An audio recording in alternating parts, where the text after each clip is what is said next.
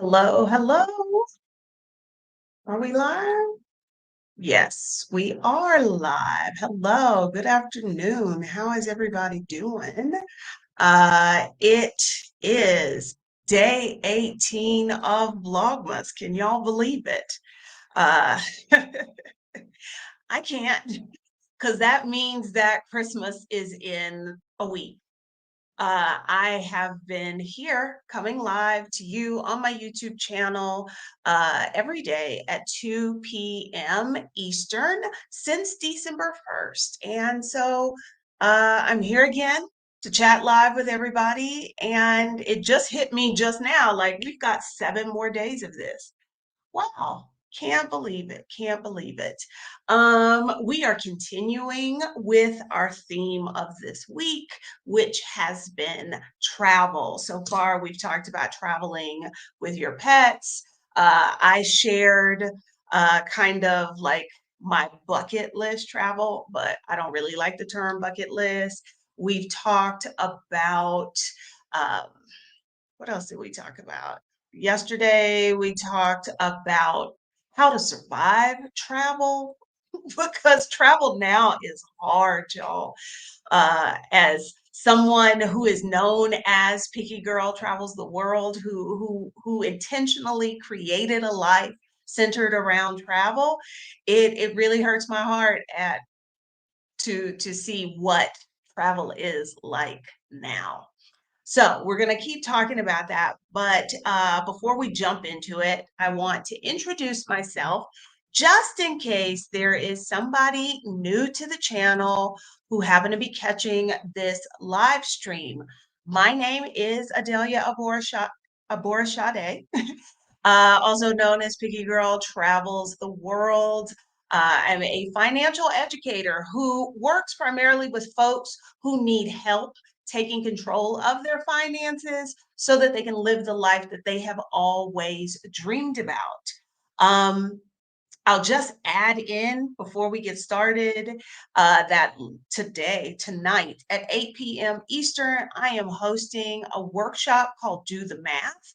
And it's for the people who are trying to figure out, like, how much money do I need uh, to retire, to leave this job, maybe to lead his man. I don't know. I don't know. But that workshop is tonight. If that sounds like something you're interested in, you can go to my website, pickygirltravelstheworld.com/coaching and see if it's something you're into. Okay, so we are talking about traveling with other people, which is interesting for me to talk about because I am a hardcore solo travel. That is my preferred way to travel. I don't think anything beats solo travel. There is no need to have to try and coordinate your schedule with other people. Like, when can you get off work? When you don't have to worry about that. You go when you can go. Um, you can do as you can do as much or as little as you want on a solo trip. Um, you don't have to deal with anybody else's itinerary. You don't have to try and accommodate other people. And best of all, when you travel solo, you get time just to be by yourself, with your thoughts. On her live Saturday, Stephanie Perry talked about, or maybe it wasn't that live, maybe it was some other video of Stephanie's that I've watched recently. She talked about, time off being the key. And time, I expand on that to saying time away, where you don't have to be responsible for taking care of other people. You can just be there and be with your thoughts and really dig into, like, what is it that I want to do? Whether that is, I want to paint my house, I want, you know, to move to Ghana and never come back, whatever it is. So for me, solo travel is the best. That doesn't mean that there can't be a place for group travel or travel with other people in your life. There are times when you might want to travel with other people. Like you might like those people, like your children. You gave birth to them, you like them, you want to hang out with them.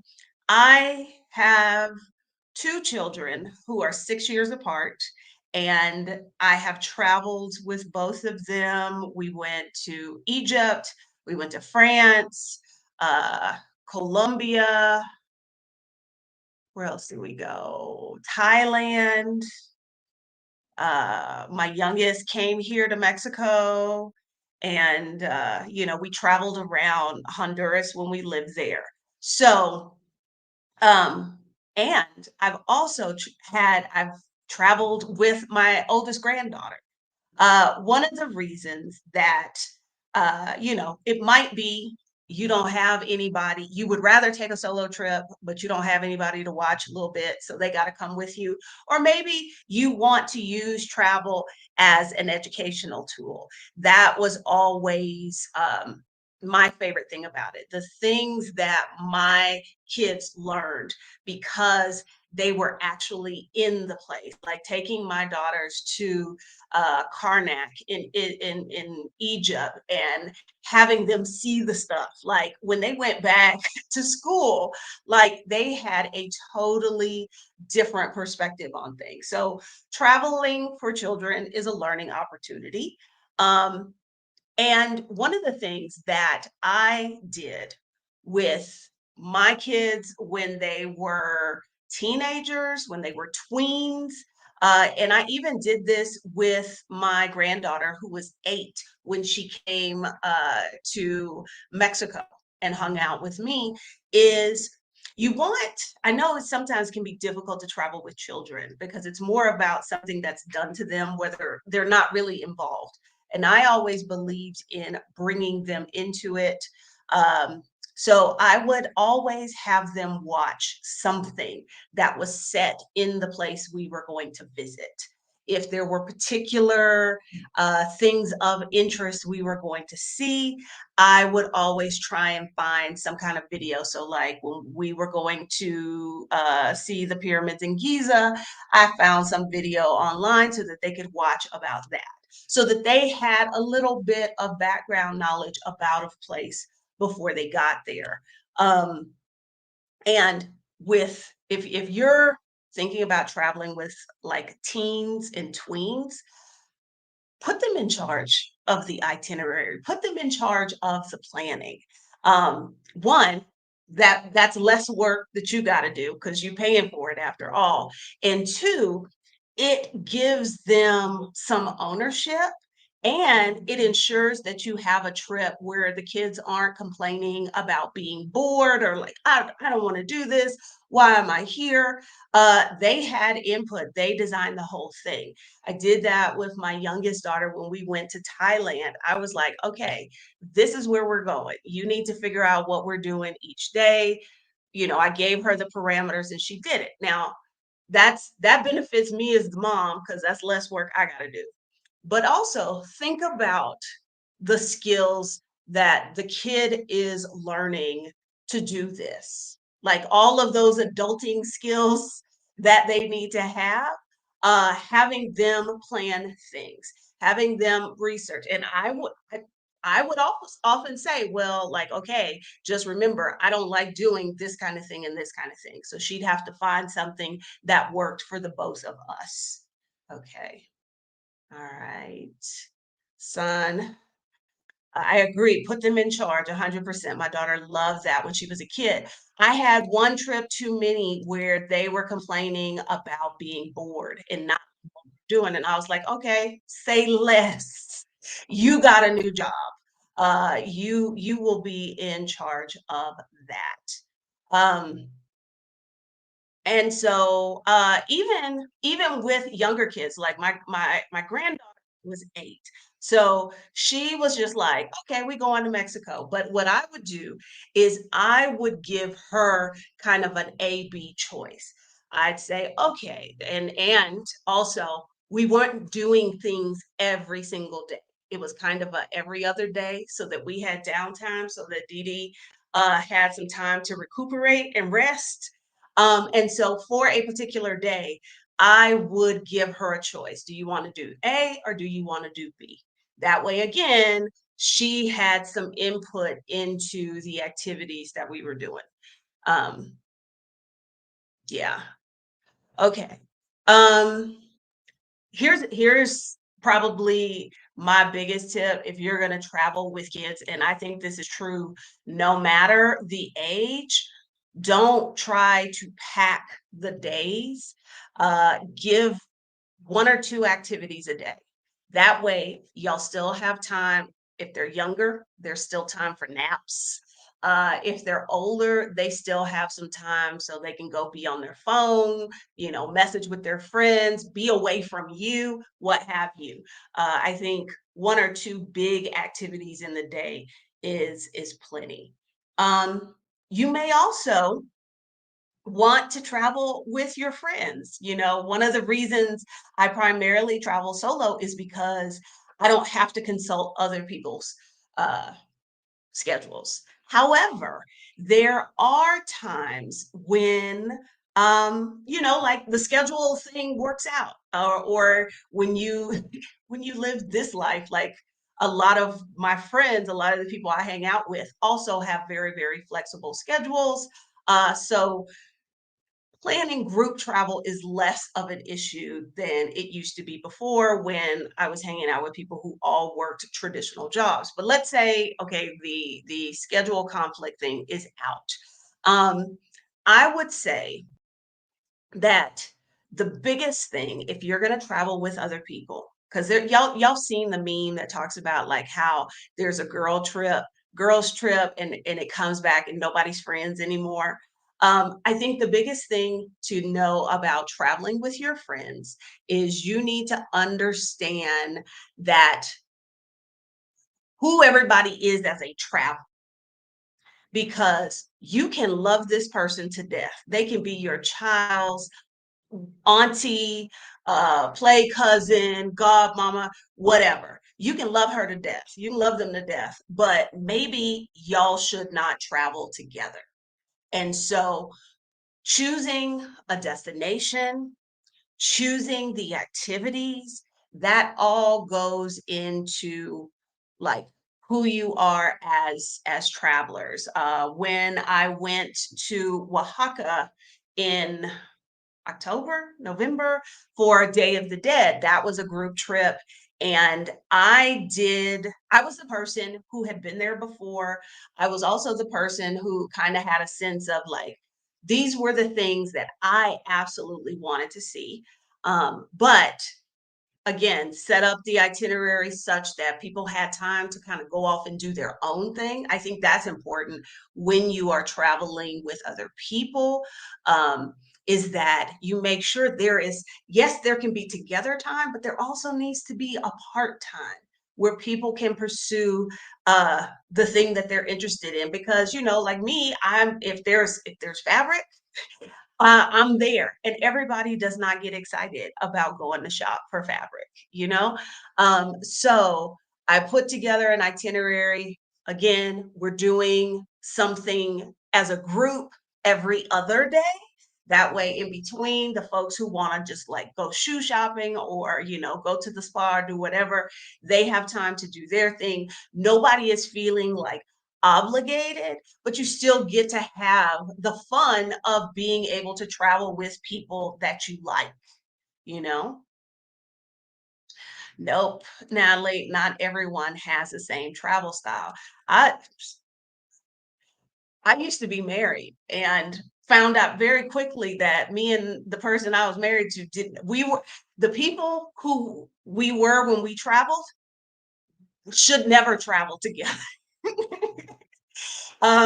Even more than we conflicted in regular life. So no, everybody does not travel the same. And so that's one of the things. If you're going to travel with other people, making sure that y'all don't have to travel the exact same way, but are your travel styles such that you can travel together? That's very important, I think. All right. Yes to time apart, though some people don't want that because they don't know what to do with all the mental labor. Yeah. And see, and then that's when you gotta wonder, like, should I be traveling with these folks? All right. Okay. So, so you can travel with your kids, you can travel with your friends. If you don't want to go solo, or it's a situation where you're open to not traveling solo, you can travel with strangers. And I know that sounds really odd coming from me, the introverted introvert who does not like to talk to strangers. I don't know you, I ain't talking to you, plain and simple. However, uh, my desire to travel and see things often will outweigh my distaste to talking to strangers. And I understand that, everybody's a stranger until you get to know them, until you talk. Yeah, yeah, yeah, I know that. Okay. So, when I say traveling with strangers, I'm talking about going solo on a group trip. I have done this several times. Um, and one of the reasons I love this option is because it allows me to just show up. I don't have to do the planning. I don't have to do the logistics. I don't have to do the research. All I got to do is show up. And the place I am in my life right now, I'll pay extra just so I all I have to do is show up. um, that to me is ease. Because I spent so much of the other part of my life curating everybody's experience on the family trip, the group trip, all that. I'm tired, y'all. I just want to show up now. And so I will pay a premium to be able to do that. The secret, I think, is finding a group trip that fits with who you are as a traveler. If you know you love like adventure, outdoorsy things, there are companies that specialize in that kind of travel.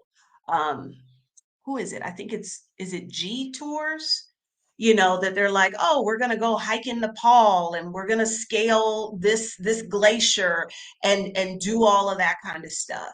Um, so finding like where the vibe of the experiences this company curates fits your vibe, that's important.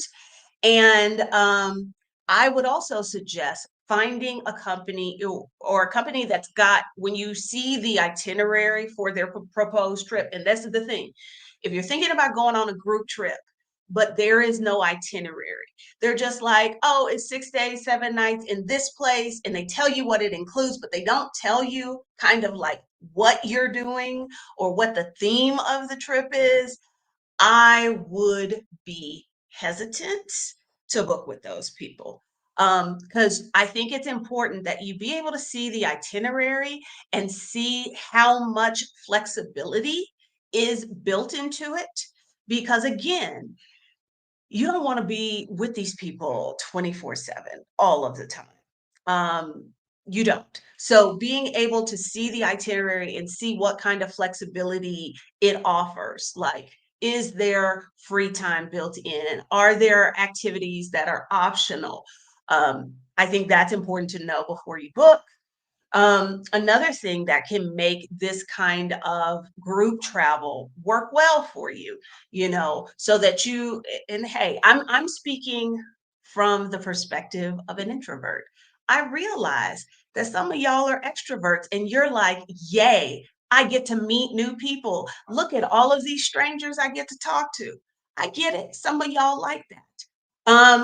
I think something that you can do on a group trip as a solo person is um, add on a day or two at the beginning or the end. That way, you kind of get that group together thing you get. the benefit of somebody else putting the itinerary together, but then you've got those extra days where it's just you by yourself. And if that means you just want to lounge in the bed there at the hotel, or you want to do something like make a quick border run so that you can hit two country, get two passport stamps in one trip, that works out very well. So you get like kind of the best of both worlds. You get kind of the group experience as well as the solo time. Now, again, I told y'all I'm a hardcore solo traveler, but I have done some group travel experiences. Um, Most recently, when I went to Argentina, um, because I know me as a traveler. I was never, ever going to do the work to play. Like, I had only visited Colombia. That was the only South American country I'd been to. I wanted to see more of South America, but I was not going to do the work to put together a trip in Argentina. So when I saw this particular tour advertised, it was with Nomadness Travel Tribe. It was specifically centered in Buenos Aires, and the focus was Afro-Argentine history, culture, all of that. Because I honestly, had they not offered this trip with that particular focus, I probably would have never gone to Argentina. And so, if you're not familiar with Nomadness Travel Tribe, it is what is it? It's it is a community of travelers of color who are, like out here breaking stereotypes about like what we do and how we travel and that kind of thing. Um, this was a trip. There were, I think, like 15, 16 of us, all Black women. So being in a country that has a history of being quite anti-Black, but being on this tour that focused on Afro-Argentine perspectives with other Black women, like that was incredible. And the ladies I got to meet were incredible, but also that itinerary had some downtime built in. So like I could be by myself when I wanted, I could be with the group when I wanted. Um, I did um, when I went to Cuba, and the first time I went to El Salvador, but really my trip to Cuba last November was with Dr. Kiona. She has a company called Reroute Travel. Um, and I cannot, I had been to Cuba before. I think I told y'all this story about how it was a horrible second date and kind of left at like, I felt like I did not really get to experience Cuba on that trip. And I had been looking for a way to go. But again, I embrace ease, and Cuba is not the easiest travel destination. So when I saw that Dr. Kiona had space on her Cuba tour, I looked at the dates. I was like, I don't have anything to do. I'm there. And it was an incredible experience. All I had to do was show up. Now, I did run into some trouble showing up. I got detained at the airport in Havana, but once I got released, everything else was taken care of me. I just had to, they told me where to be, when to be there. They fed me where else. Like I didn't have to try and navigate such a difficult place to travel. It was great. It was great. Um, and I was gonna say this too. Dee says my favorite stranger group trip this year was Reclaim the Retreat. I assume y'all know, but maybe there are people here that don't know that I, along with Ivana Robinson, host Reclaim the Retreat. And again, it is sort of designed with the solo traveler in mind. Uh, to allow you just to show up and exist and not have to worry about what am I going to eat? What are the activities I'm going to do? Dee says, I got the culture, a bit of adventure, a mix of different people, some vision setting for my life. Loved El Salvador, my surfing attempt so much, booked a return for next year. So, if you are interested in Cuba, I'm telling you, the way you need to go is with Dr. Kiona from Reroute Travel, Reroot travel.com. If you want to get what Dee is talking about and you want to come hang out with me for a week, we are doing retreats in El Salvador. We have one in February. In April, we will be in North Carolina. And then in October, we will be in Oaxaca, Mexico. And then in December, we will be back in El Salvador. You can go to reclaimtheretreat.com and get all the details there. Okay. Ba, ba, ba. Order runs for two passport stamps. How novel. Yes, this was my big plan in Argentina. Um, because in Buenos Aires, I could take a ferry over to Uruguay. And I told y'all before, I always feel some kind of way if I go someplace and I only hit one country. However, I didn't do that because had been traveling for 3 weeks, I think, and I was tired. And I didn't want to risk missing my flight. And, when I have to deal with boats and like so I opted not to. So I guess if I'm gonna get that Uruguay stamp on my passport, I'm gonna have to make another trip down there.